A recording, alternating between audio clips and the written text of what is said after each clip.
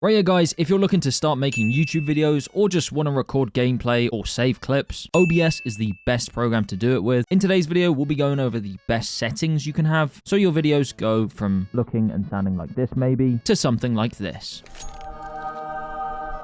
But real quick guys, if you are looking to buy any new flashy skins to use in some of these recordings, that's where today's video sponsor comes in handy, which is Skins Monkey, the safe, automated, easy to use CS2 trading site that gives you an insane 35% deposit bonus for every cash deposit when using code WILD. Also, by using the code, you can claim up to a $5 free bonus on your first $100 trade, no deposit needed. It's definitely worth trading at least $100 on that first trade, just to make sure you're making the most of it. And don't worry, there are a ton of deposit methods, so it's super easy to load up. And using the filters, you can find some skins that are just right for you and trade away any of your old skins that you're bored of. And in case you have any issues, they also offer 24/7 live chat support. So what are you waiting for? If you want to grab yourself some fresh new skins for 2025 from their crazy amount of skins up for grabs, make sure to go and check them out. But yeah, let's get back to the video. So guys, we've got OBS open. First thing you want to do is click the settings button down here. And as you can see, this will pop up. Then go down to the video setting and make sure your base canvas is whatever your screen's resolution is. And then for your output, I would recommend matching this. You can obviously put it down and use a downscale filter, but yeah, I just highly recommend using, let's say you're on a 1080p monitor, put your output to 1080p, have no downscale filter, and make sure you're recording at 60 FPS. Unless you're trying to record with like a DSLR camera and you want it recorded in 24 frames per second for that film look. But yeah, 60 FPS is the most common FPS and will make your videos look the best. If you want to see a video where I show you how to record in 1440p or 4K, even if you're on a 1080p monitor, let me know in the comments down below and I'll get that done ASAP. But yeah, that's pretty much it for these settings.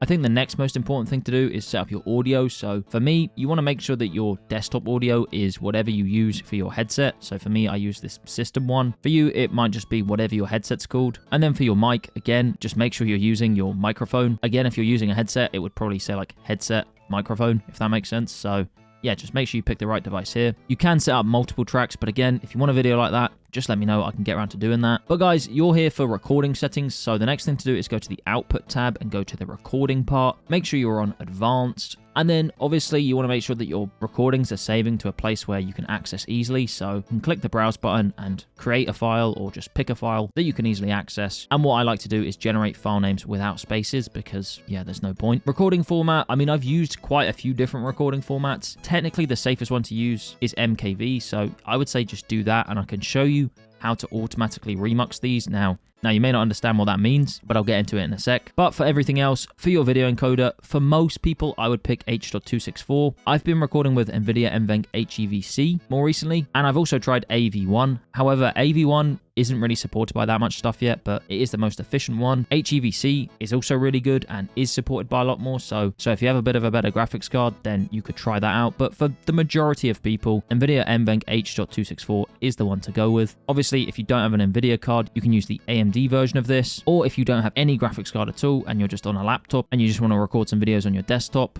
and you have integrated graphics, you can use X264, but I highly recommend using H.264 if you can. Then for your audio, just leave this as FFmpeg AAC. And for me, I choose to pick audio track 1 and 2, and that is to split my microphone and any PC sounds, just so that, let's say, if I was doing a voiceover of something and someone says something or there's a super loud noise on my PC, I have my audio split up. It can also help if you're recording something and let's say the game's super loud and then you listen back to it and your mic sounds a bit quiet, you can then boost up the sound of your mic and lower the volume of the gameplay. That's super helpful. Obviously, it's better to get those things set up properly in the first place, but splitting it up, it's handy. Obviously, don't rescale anything. You want it, as I said, at that base resolution. And then for your encoder settings, this is something that a lot of people get wrong. And I mean, I've used NVIDIA's recommended settings and I've also tested a ton of different settings. So what you want, guys, is constant QP. This is so good and just makes the quality of your videos look super crisp. Now, using 16 as your constant QP does give you probably the best bang for your buck recordings. If you want to lower this, you can put this down to something like 14, let's say, and technically the quality will be even better, but in my testing and a lot of people's, it barely looks any different. Or if you want slightly smaller file sizes, you can put this up to something like 20, and again, it really doesn't look that much different. So like, I'm sure for most people, if they looked at a 16 recording and a 20 recording, they wouldn't even be able to tell the difference. Then for keyframe interval, make sure this is 0. Preset P6 slowest. You can lower this to like P5 or even P4 if your PC is struggling a bit, but NVIDIA recommends P6. Make sure to put your tuning on high quality. Multipass mode, 2 passes quarter resolution.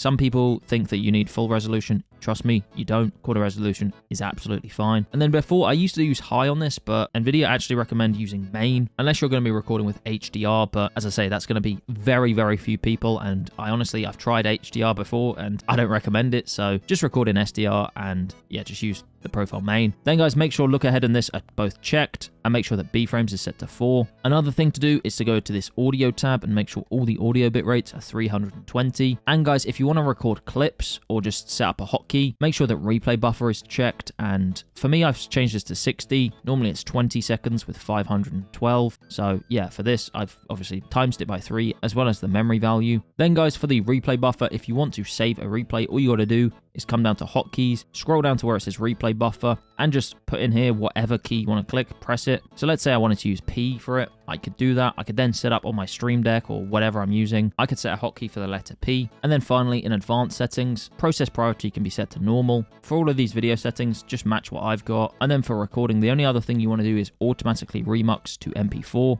And yeah, basically all it means is that your MKV files will be remuxed into MP4 automatically. So you'll end up having 2 files, which is a bit of a pain because it doubles up your storage, but it does mean that let's say your PC crashes, if you're recording in MKV, whatever you've been recording won't be lost. So I do recommend doing it this way, but just turning on automatic remux because otherwise you have to manually do it every time. Then guys, you can click apply, okay, and yeah, you're ready to go.